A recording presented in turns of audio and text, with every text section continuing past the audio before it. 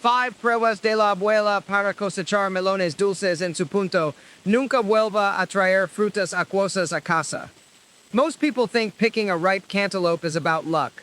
Walk into a supermarket, squeeze a few, smell them, put one in your cart, hope it tastes good when you cut it open at home.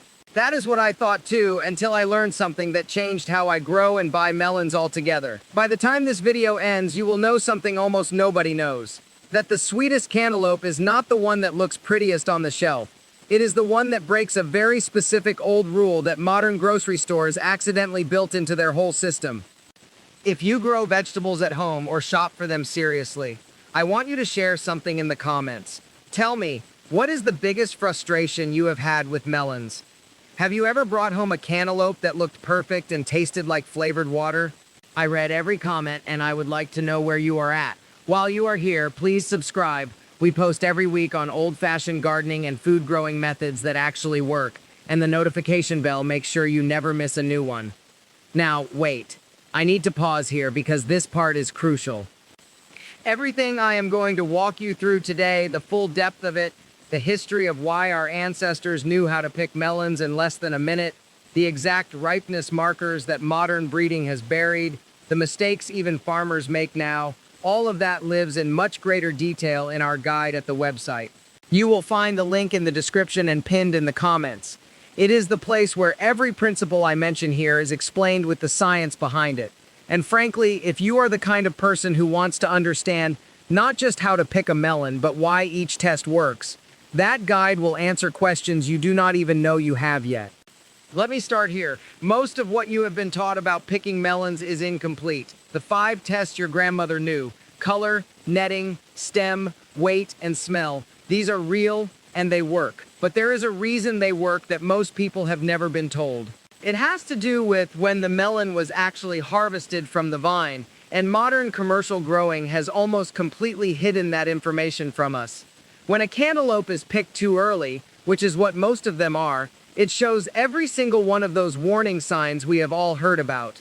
Pale green rind, thin netting, soft stem, light weight, weak smell. But here is what is strange. You can do all 5 tests perfectly and still bring home a melon that tastes like nothing.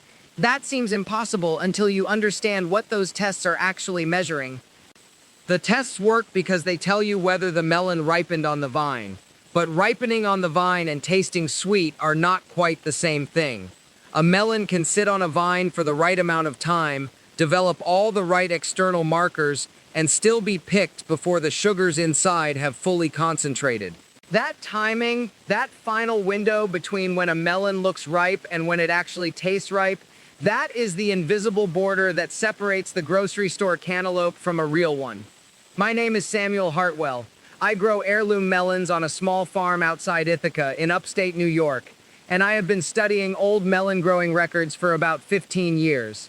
Not just how to pick them, but how they were grown in the first place. The reason I started looking into this was simple. I wanted to understand why a cantaloupe my great-grandmother grew in the 1940s would have tasted so much richer and sweeter than anything I could buy today, even from a farmer's market. And the answer took me somewhere unexpected. Growing a melon is only half the work. The other half is knowing when to let it stay on the vine just a little longer than seems safe. Most commercial growers harvest too early because they have to. A melon picked before it is fully mature will keep longer in trucks and warehouses. It will arrive at the store with fewer bruises. It will sell because it looks good, but it will taste ordinary. Your grandmother, though, she was not selling to a grocery store. She was picking for her own table, for her own family's supper. She could afford to wait. So the first test, the color beneath the netting, tells you something essential about timing. That creamy beige, that sandy gold you are looking for, that only happens when the fruit has been ripening on the vine long enough for the sugars to concentrate and the chlorophyll to fade completely. A cantaloupe still showing green or gray under the netting picked itself too early. The flesh will be pale and thin. The flavor will taste like you are eating a vegetable instead of a fruit. But color alone is not enough. You need the second test. Test 2 is the netting itself. Run your thumb across the raised webbing that covers a ripe cantaloupe. On a truly ripe melon, that netting feels deep and well-defined, sometimes almost raised enough that you can feel it clearly even with your eyes closed. The grooves between the netting are pronounced. The pattern is thick and substantial. An unripe cantaloupe has netting that is barely visible, almost flat, shallow. The webbing did not have time to fully develop because the melon came off the vine too soon. Think of the netting as the melon's own calendar. The longer it stays on the vine, the more pronounced the pattern becomes. The old farmers' wives knew this without thinking about it. They could pick up a cantaloupe and know in seconds whether it had ripened properly just by running a finger across the top. Test 3 is where the stem used to be.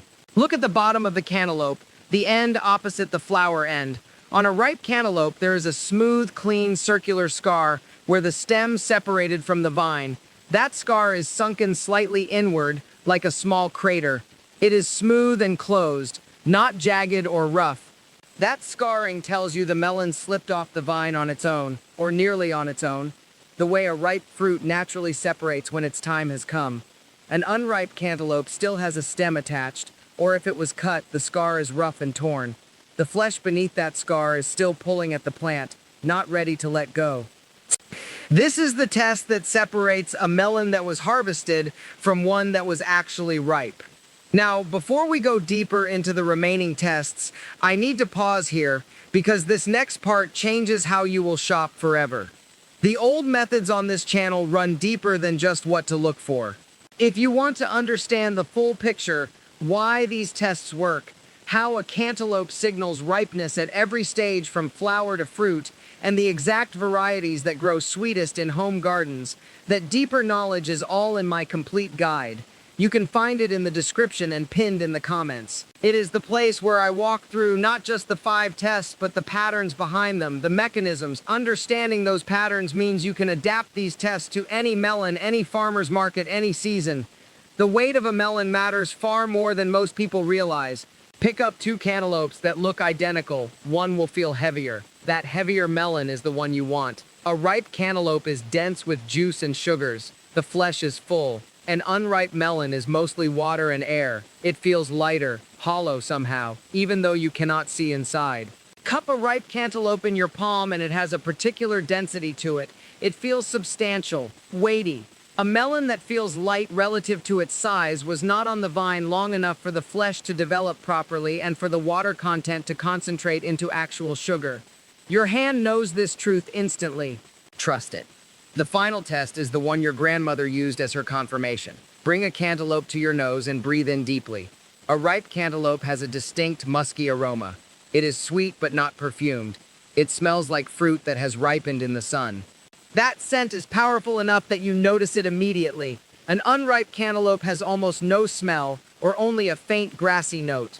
That absence of aroma is your signal that the fruit never had time to develop its sugars fully. Without the sugars, there is no aroma. Without the aroma, there is no flavor to speak of. These 5 tests take less than 1 minute. Color, netting, stem scar, weight, smell, done. The reason I walk you through all 5 is that no single test tells you everything. A melon can pass one and fail another. The color might be perfect, but the stem scar tells you it was picked early anyway. The weight feels right, but the netting is shallow and incomplete. That is where most people go wrong. They grab onto one signal and ignore the rest. And they walk out of the store thinking they have won the lottery when really they have picked the one melon in the pile that looks the part but tastes like water. Your grandmother never trusted just one test. She ran through all of them like a checklist because she understood something simple. A truly ripe cantaloupe shows its ripeness in every way at once. If even one signal is missing or weak, that melon is not ready. I want you to picture this for a moment. It is July on a small family farm in New Jersey, 1952. A woman named Ruth walks out to her cantaloupe patch in the early morning before the heat gets serious. She has grown melons for 35 years. She knows which vines are producing fruit that is 2 weeks out, which are 3 days away. She picks the ones that are ready, not by looking at a calendar, by looking at the vine itself. The leaf color changes slightly when a melon underneath is approaching peak ripeness. The way the fruit sits on the vine shifts. The stem begins to show just the faintest crack at the base where it meets the fruit. Most home gardeners never notice these details because they are buying melons at a grocery store instead of harvesting them from their own vines. But if you grow cantaloupes yourself, and I encourage you to try it because they are not difficult and they take up very little space, you learn that the plant and the fruit speak to each other in a language that the consumer at the supermarket never gets to hear. Hold on. I need to stop here for a moment and tell you something important that changes how you see this whole process. Most of what you have just learned, the real depth of it, the true patterns that separate a cantaloupe grower from someone who simply buys melons, that information lives in our complete guide on fruit ripeness and harvest timing. If you want to understand not just how to pick a melon at the grocery store, but how to grow them in your own garden so that you harvest them at peak sweetness, that guide walks you through soil preparation, the exact days to plant based on your first frost date, which varieties hold their flavor longest, and how to know the moment your own vine has produced fruit that is ready for your table. You will find it linked in the description and pinned in the top comment. It is a paid resource, and it goes far deeper than what we can cover here. Back to what you need right now. The 5 tests together create a picture. You do them in order because they build on each other. Start with color. If the rind is still green or grayish, stop. That melon is not ready and no amount of passing the other tests will fix it. Move to netting. Run your fingertip across it. If it feels incomplete, thin, or barely raised, that fruit did not have enough time on the vine. Check the stem scar next. A rough, dark scar means the fruit came off the vine willingly, at its own time. A clean cut or a pale scar means it was harvested early. Feel the weight for the size. A melon that weighs less than it should is mostly water with room to spare. And finally, breathe in. Your nose knows what the lab results would show. Aroma tells you the sugars are there. All 5 together. Not 1, not 2, all of them. The reason farmers' wives could walk into any produce stand in America and leave with the sweetest fruit is that they had spent years doing this in their own gardens first. They understood the plant. They understood the process. Buying at the market was simply applying what they already knew to fruit grown by someone else. You can do exactly the same thing. Take these 5 tests with you to the store. Use them every time you buy a cantaloupe. By the 3rd or 4th time, you will not need to think about them anymore. Your hands will know what to feel for. Your eyes will know what color to see, your nose will recognize that musky sweetness, and you will never stand in front of your family on a Wednesday evening with a watery, flavorless melon in your hands, wondering where you went wrong. Now, there is one more detail that separates the ones who know from the ones who guess. The stem end. When a cantaloupe is picked at the right moment, it does not need to be cut from the vine. It separates on its own. The fruit simply lets go. What you are looking for on the bottom of the melon is a clean, circular scar where that separation happened. That scar should feel smooth. It should look almost healed, like skin that closed over cleanly months ago. If you run your thumb across it, there should be no rough edges, no fibers still clinging to the rind, no signs of struggle. That smooth scar tells you the melon ripened fully before harvest. It ripened long enough that the plant itself knew the work was finished. An unripe cantaloupe has a rough, torn stem end. Sometimes you can still see the dried fibers sticking out. Sometimes it looks like it was yanked off the vine before the plant was ready to let it go. That rough scar means the same thing the green rind meant. That fruit came off the vine too early. The flesh will disappoint you. Hold on, I need to make something clear about how you use all of this. These 5 tests are not separate instructions you memorize like a checklist. They work together. A melon can pass 1 or 2 tests and still be ordinary. Think of it this way. The color of the rind under the netting tells you the melon ripened on the vine long enough. The stem scar confirms it. The weight in your hand says the sugars developed fully inside. The smell wraps around the whole picture and tells you whether everything else adds up to something worth eating. Pick up a cantaloupe, run through all 5 in the time it takes to breathe 3 times, and you will know its story before your money ever leaves your pocket. My wife Esther's grandmother used to say that shopping for melons was the same as reading a person. You had to pay attention to more than one thing. A pretty face told you nothing. Character showed itself in the details. The grandmother was talking about melons, but she was teaching something bigger. In those days, families depended on knowing how to look at what they were buying. There was no return policy. There was no refund. If you brought home a bad melon, your family ate a bad melon, or you fed it to the animals, or you threw it in the compost heap and lost money you could not afford to lose. That discipline created a skill. That skill stayed in families for generations because it was useful, because it saved money, because it meant Wednesday evening in your kitchen did not end in disappointment. Before we continue, I want to underscore something. Everything I have shown you lives in a much larger framework of how to shop, how to select, how to recognize quality in produce you cannot grow yourself. The complete guide to these principles, the deeper patterns behind why certain signals mean ripeness, why the stem tells a story, why smell matters more than color, is available in my ebook, which you can find in the description below and pinned in the top comment. If you want to understand not just what to look for, but why each test works the way it does, that guide goes far deeper than any video can. It is there for anyone who wants the full picture. The 5 tests work because farmers understood plants. They spent months watching how cantaloupes grew from seed to mature fruit. They learned which conditions produce sweetness. They learned how sugar developed in the flesh. They learned what ripeness looked like in real time, not from a picture in a seed catalog, but from standing in their own fields week after week, watching the fruit change color, watching the plant lean away slightly as if saying the work was done. That knowledge never needed to be complicated. Simple observations led to simple tests. Pick up the melon, look at the color under the netting, feel the weight, check the stem, smell it. Those 5 actions took less than a minute and told you everything you needed to know. Most people never develop that eye. They walk into a grocery store 3 times a year and expect to become an expert based on intuition alone. Intuition without observation is just guessing. The farmers' wives who could pick the sweetest cantaloupe from a pile of 50 had spent decades watching. They had tasted good melons and bad melons. They had cut open fruit from the same vine at different stages of ripeness. They had noticed patterns. Their hands remembered what sweetness felt like. You can build that same knowledge in a single season if you pay attention. Buy a cantaloupe this week. Do the 5 tests. Take it home and cut it open. Taste it. Write down what you found. Was the rind color sandy gold or pale green? Did the stem smell like cucumber or nothing at all? Did the fruit feel heavy for its size? Keep notes. By late August, when the melons are at their peak, you will have trained yourself to recognize the signals.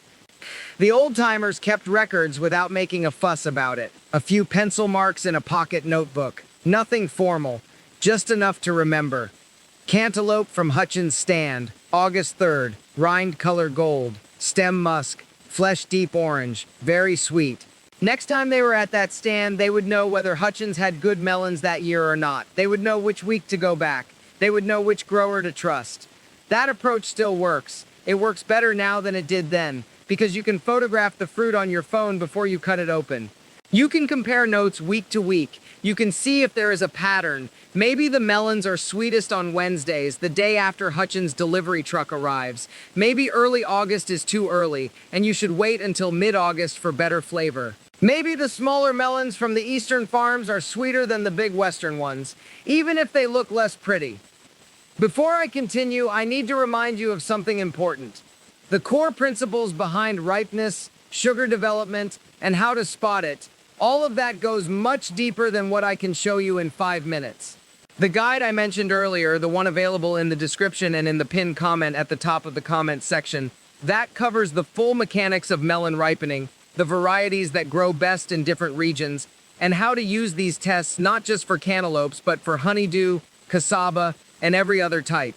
The guide is where you go when you want to understand the why behind every test, not just the what. It is a paid resource, and it is worth having if this is something you plan to do year after year. The reason I keep mentioning it is simple. One video can give you the 5 tests. A guide can give you the understanding. And understanding is what separates a person who gets lucky once in a while from someone who can walk into any produce section and leave with a sweet melon every time. There is one more thing the old farmers knew that I have not fully explained yet. It had to do with how they used all 5 tests together, not separately. A single test could mislead you. A green rind might mean the melon was unripe, or it might mean it was a western variety that naturally stays pale. A light melon might be a small, denser variety, or it might be picked too early and lacking juice. But when you do all 5 tests on the same fruit, when you combine the color, the netting, the stem, the weight, and the smell, the pattern becomes clear. A truly ripe cantaloupe passes all 5 tests. It does not pass some and fail others. That is what separates the ones worth buying from the ones that will disappoint you on Wednesday night. That is the pattern the old farmers trained themselves to recognize. This is the secret I promised you at the beginning. Not a trick, not luck, a pattern. Your grandmother did not have better instincts than you. She had better knowledge. She knew what to look for because someone taught her and she taught her daughter, and that knowledge survived in kitchens long after it disappeared from most grocery stores. The 5 tests work because they measure the same truth from 5 different angles. A melon that is truly ripe shows it everywhere at once. Color, netting, stem, weight, smell. They all tell the same story if you know how to read them. When you walk into a grocery store from now on, you are no longer guessing. You are reading. You pick up the first melon. You look at the color underneath the netting. Green, set it down. Sandy beige, move to the second test. Feel the netting. Smooth and shallow, not ready. Deep and raised, check the stem. Still attached, firm, slightly corked, good sign. Pick it up. Heavy for its size?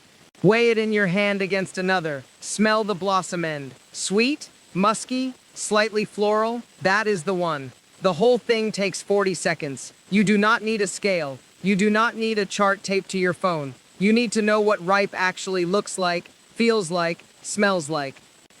A melon picked using these 5 tests will have flesh that is deep coral when you cut it open, not pale orange. The rind will be thin, not thick and white. The first bite will be sweet and musky, not watery and faint. Your family will eat the whole thing. Nothing goes to the chickens. Nothing goes to compost.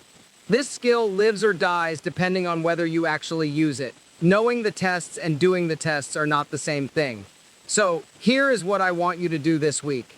Go to the grocery store. Pick up 3 cantaloupes. Do all 5 tests on each one. Set them aside based on what you find. Buy the one that passes all 5. Take it home. Cut it open on Wednesday. You will taste the difference immediately. That is not me making a promise about the melon. That is a promise about your own senses. You already know what a good cantaloupe tastes like.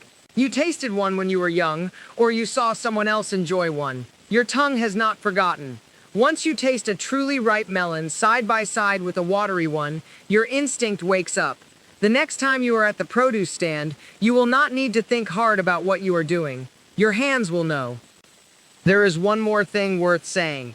If you grow your own cantaloupes, if you have even one plant in a raised bed or along a fence, you have already won half the battle. A melon that ripens on your own vine, picked when it is truly ready, is something grocery stores cannot sell you. The flavor is not even in the same family. You know the color. You know the smell. You know the weight. You grew it yourself, watched it swell from a small green marble to something worth eating. Growing your own is the old way. It is also the only way to guarantee you will never bring home a watery melon again. Thank you for watching. If this method works for you, subscribe to the channel and hit the notification bell so you catch the next video when it lands. Leave a comment below and tell me the first time you use these tests. I read every single one. We will see you next week.